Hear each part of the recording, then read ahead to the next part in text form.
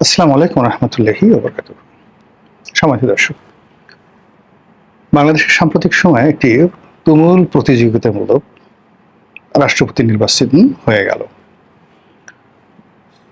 সংসদীয় গণতন্ত্রে যেভাবে একতরফাভাবে আমাদের দেশে রাষ্ট্রপতি নির্বাচিত হতেন, এই প্রথম বিএনপি বলতে পারবে যে তারা প্রতিযোগিতার মাধ্যমে, যদিও ট্র্যাডিশনাল, তাদের বিজয়টা নিশ্চিত ছিল, তারপর সেখানে প্রতিযোগিতা হয়েছে এবং বিএনপিকে জিতিয়ে দেওয়ার জন্য এবং সেই প্রতিযোগিতাকে যাকে বলা হয় আকর্ষণীয় করার জন্য জামাত যে আত্মত্যাগ করেছে, জামাত যে খেলাধুলা করেছে, এটাকে রাজনীতির একটা মহা ভেলকিবাজ হিসেবে আপনি আখ্যায়িত করতে পারেন। আমার মাথায় ঢুকে না যে এখানে জামাত কেন প্রার্থী দিল, আর এখানে কর্নেল পুলিশ সাহেব কেন প্রার্থী হলেন।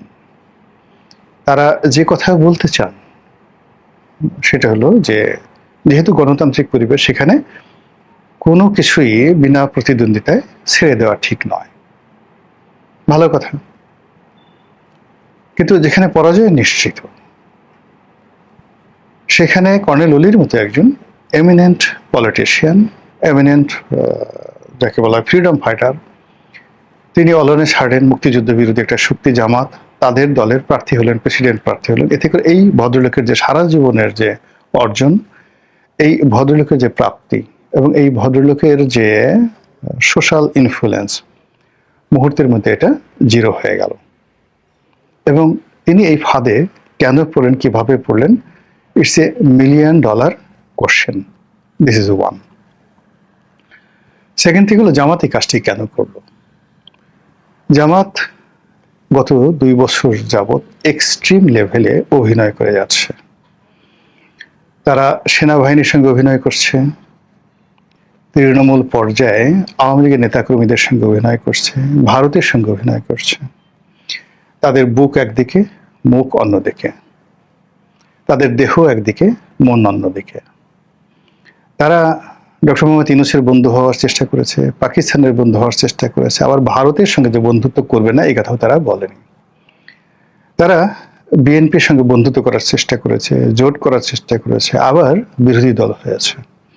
তারা সংসদে এক ধরনের আচরণ করে, সংসদের বাইরে এক ধরনের আচরণ করে, এবং তাদের সঙ্গে সংসদের ভিতরে, সংসদের বাইরে জামাতের নেতাদের বক্তব্য এবং বিশেষ করে প্রধানমন্ত্রীর বক্তব্য, এগুলো দেখলে মনে হয় সবকিছু সাজানো, সবকিছু আমি এবং মামুদের একটা সাজানো নাটক, যেটা দেখে মানুষ বিনোদিত হয়। নির্বোধ যারা লোকজন আছে তারা আহা ওহা শব্দ করে যে আহা, আমাদের দেশে এত শক্তিশালী একটি সরকারি দল যে বিরোধী দলকে একটু চুল ছাড় দেয় না, তাদেরকে গুপ্ত বলে, তাদেরকে নানা রকম সমালোচনা করে, কিন্তু মানুষ যা বোঝার সেটা কিন্তু প্রতি পয়েন্টে মানুষ বুঝে যাচ্ছে। এর ফলে কি হলো, ডে বাই ডে দুটো দলে কিন্তু ক্ষতিগ্রস্ত হচ্ছে এবং দুটো দলের যে সকল নেতৃবৃন্দ এই কথাগুলো বলছেন, সেটা প্রধানমন্ত্রী তারেক রহমান সাহেব হন, কিংবা জামাত সভাপতি ডক্টর শফিকুর রহমান হন, কিংবা প্রধানমন্ত্রী নিয়োগকৃত ডক্টর জাহেদ অথবা রাশেদ, তারা যেই হন না কেন, যে কথাগুলো তারা বলেন, এই কথার কারণে তাদের যে সামাজিক মান মর্যাদা, ইজ্জত, আবরু ডে বাই ডে কোন পর্যায়ে এখন নেমে গেছে, একটু আল্লাহর হস্তে একটু বিবেচনা করে দেখেন। একইভাবে এই যে দেখেন, একটা রাষ্ট্রপতি নির্বাচন হলো, দেশের যেহেতু 99% মানুষ সাধারণ চিন্তা করে, এলোমেলো চিন্তা করে, যে ঠিক আছে যেটা দেখে ওটাকে মনে করে সত্য, কিন্তু এর পেছনে 1% লোক আছে যারা একটু বিকল্প চিন্তা করে। তো যখন ঘটনা ঘটে 99% লোক চিন্তা করছে হ্যাঁ ঠিক, এটা কর্নেল অলি জনতার প্রেসিডেন্ট, নির্বাচনে প্রতিদ্বন্দ্বিতা হওয়া দরকার, আমরা কেন বিনা যুদ্ধে নাই ছাড়িব, মানে সুচাগ্র মেদিনী, মেদিনী নামক রাষ্ট্রের একটা জনপদের একটা সুয়ের মাথায় যে পরিমাণ জায়গা দরকার, অতটুকু জায়গাও আমি যুদ্ধ ছাড়া ছাড়বো না।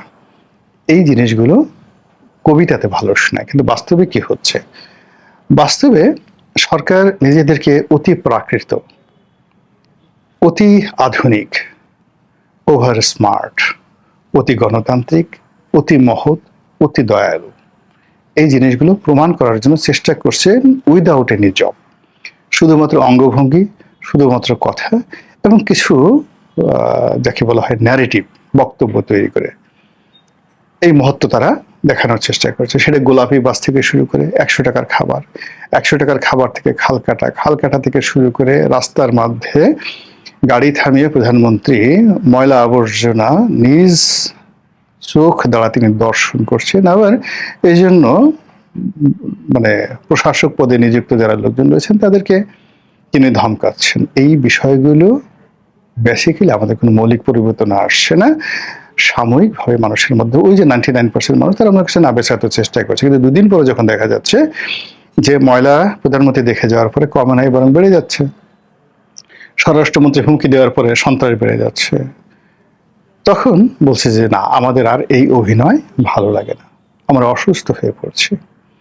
জামাতের মতো একটা দল যেটা গত সেই 1971 সনে যে কাজগুলো করছে আমরা অলমোস্ট বেশিরভাগ ভুলে গিয়েছিলাম, বরং কেন আমরা 71 নিয়ে বসে আছি, আওয়ামী লীগ কেন বারবার এই কথাগুলো বলে, এই জিনিসগুলোর আমাদের অভিযোগের অন্ত ছিল না।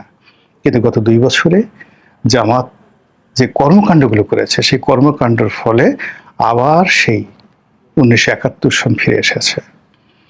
আবার সেই ফ্যানাটিক যে শব্দটি, উগ্রবাদ যে শব্দটি, ধর্মীয় উগ্রবাদ যে শব্দটি, মৌলবাদ যে শব্দটি, সাম্প্রদায়িকতার যে বিষ বাষ্প, এই জিনিসগুলোর সঙ্গে জামাতের সংযোগ ঘটানোর চেষ্টা করছে ইসলামপন্থী অন্যান্য দলগুলো। এই গত 2 বছরে জামাতের সুযোগ ছিল তাদের সঙ্গে বন্ধুত্ব করার, এবং বন্ধুত্ব হয়ে গিয়েছিল। সেই বন্ধুত্ব অলানা ছাড়ের পর বন্ধ হয়ে গেল। সেই বন্ধুত্ব এখন শত্রুতায় পরিণত হয়েছে, এবং সেই শত্রুতা ক্রমশ বাড়ছে। এবং এখানে অতি খেলতে গিয়ে, নাটক তৈরি করতে গিয়ে এমন কিছু ঘটনা ঘটানো হচ্ছে যেগুলো আলটিমেটলি জামাতের হাতেও থাকবে না, চরমনায়ের হাতেও থাকবে না, বিএনপির হাতেও থাকবে না। এগুলো মাঠে ময়দানে শুরু হয়ে যাবে। আপনি একটা নির্দিষ্ট মুখের কথা, বন্দুকের গুলি একবার ছেড়ে দিলে এটা ফিরিয়ে আনা যায় না। এখন এখানে মাঠকে উত্তেজিত করার জন্য দেশে একটা রাজনীতি, একটা ভাইব্রেন্ট রাজনীতি আছে, আওয়ামী লীগ নেই এই অভাব কেউ পূর্ণ করছে মানে বোধ করছে না। সবাই 66% লোক তারেক রহমানকে ভালোবাসছে। জামাতের সভাপতিকে সবাই মনে করছে রিয়েলি সে একজন ইমানদার বান্দা, এবং তিনি দেশের একজন সত্যিকার অর্থে বিরোধী দলের নেতা। এরকম শক্তিশালী বিরোধী দলের নেতা, ইমানদার, একিনদার, নরম সরম, যাকে বলা হয় ইনসাফওয়ালা, এরকম বিরোধী দল আর নেই। কিন্তু যখন এর অভ্যন্তরীণ যে পলিটিক্সগুলো এটা বের হবে টুডে টুমরো, জামাতের লোকই বের করে দেবে। আধুনিক প্রযুক্তি কোনো কিছু থাকবে না, হয়তো কোনো বৈঠকের ছবি, হয়তো কোনো বক্তব্য, হয়তো কোনো ঘটনা, হয়তো দেখা গেল কোনো দুর্ঘটনা, এই জিনিসগুলো বের হয়ে যাবে। ফলে কি হলো, দুটো রাজনৈতিক দলের যে অস্তিত্ব সেই অস্তিত্ব নিয়ে টানাটানি হয়ে যাবে। ফলে কি হলো, এই যে একটা প্রেসিডেন্ট নির্বাচন হলো, এই প্রেসিডেন্ট নির্বাচন আমরা দেখলাম যে জামাত তাদের প্রার্থী কর্নেল অলিকে নিয়ে দিদারছে তারা মুভমেন্ট করলো। তারপর মির্জা ফখরুল সাহেব যখন বিজয়ী হলেন, অমনি তারা দেখালো যে আমরা জাস্ট লাইক ওয়েস্টার্ন সোসাইটি, আমরা প্রতিযোগিতা করেছি, কিন্তু যিনি বিজয় হয়েছেন তাকে তো স্বাগত জানাতে হবে। কিন্তু স্বাগত জানানোর মধ্যে তারা যেভাবে চুমাচুমি করলেন, মির্জা ফখরুল রাজি ছিলেন না, তাকে জোর করে ধরে তার কপালে চুমা দিলেন। এই চারটিখানি কথা নাকি, কপালে চুমা দিলেন জোরে। এই বয়স্ক মানুষ, 80 বছর বয়স্ক একজন মানুষকে ধরে তার কপালে চুমু দিলেন, যেভাবে তাকে বুকের মধ্যে জামাতের নেতারা জড়িয়ে ধরলেন। মির্জা ফখরুল সাহেব ছাড়াতে চাচ্ছেন, আশেপাশে বিএনপি লোকজন বিরক্ত হচ্ছে, কিন্তু জামাতের লোক ছাড়বে না। আপনি যদি এই পীড়িত দেখাবেন, এই চুমু দিবেন, এই কুলাকুলি করবেন, আপনি কেন কর্নেল উলির মতো একটা লোককে নামালেন? আপনার যদি অভিনয় করতে ইচ্ছে করতো, আপনি জামাতের একজন বয়স্ক প্রবীণ লোককে বানাতেন। কিন্তু এই যে দেখেন, একটা মুক্তিযুদ্ধকে কলুষিত করার জন্য, একটি মুক্তিযুদ্ধের কিংবদন্তিকে যাকে বলা হয় জামাতের মাধ্যমে কলঙ্কিত করার জন্য এখানে কেবলমাত্র কর্নেল অলিকে বলি দেওয়া হলো না, একটা ইতিহাসকে, একটা আদর্শকে, একটা সেন্টিমেন্টকে। এবং মুক্তিযোদ্ধারা যে সহজে পারচেজ করা যায়, তাদেরকে, তারা যে লোভী, তাদের যে কোনো চরিত্র নেই, এই সমস্ত গালিগালাজ এখন এই কর্নেল অলির মতো লোককে বা যাকে বলা হয় মেজর আখতারুজ্জামানের মতো মানুষকে নিয়ে জামাত মূলত মুক্তিযুদ্ধকে এমন একটা ন্যারেটিভ তৈরি করে দিয়েছে যে মুক্তিযোদ্ধার যে সমস্ত লোকজন আমরা এত বড় মনে করি, এরা আসলে নাহিদ, হাসনাত, সার্জিস এদের চাইতে কোনো অংশে ভালো না, বরং 24-এ যেটা হয়েছে এটা অনেক অনেক ভালো।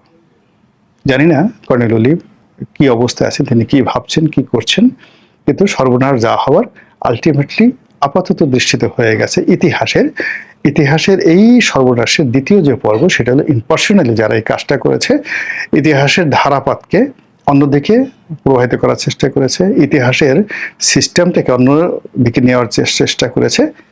দ্বিতীয় টার্মে এসে তারা যখন ক্ষতিগ্রস্ত হবে, তখন আর শব্দ করার মতো কোনো লোক থাকবে না। মহান আল্লাহ আমাদের সবাইকে হিদায়াত দান করুন এবং হেফাজত করুন। আসসালামু আলাইকুম ওয়া রাহমাতুল্লাহি ওয়া বারাকাতুহু।